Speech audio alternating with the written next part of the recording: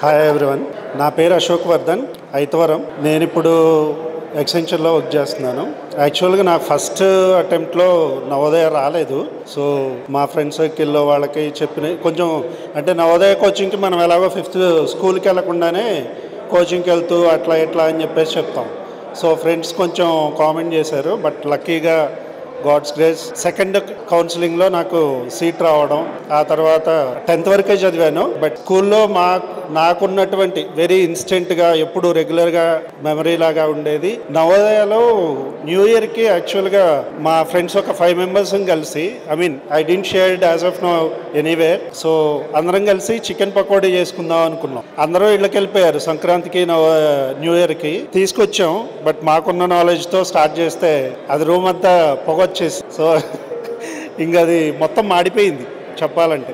ఆ పొగ బయట ఎవరు చూస్తున్నారా అని చెప్పేసి చక్రవర్తి సారు, సోషల్ సారు వాళ్ళ హౌస్ వైపు వెళ్ళి చూడడం, అక్కడికి వెళ్ళి వచ్చేటప్పటికల్లా ఇది మాడిపోవడం మొత్తం జరిగింది. అది ఒక గుడ్ మెమరీ.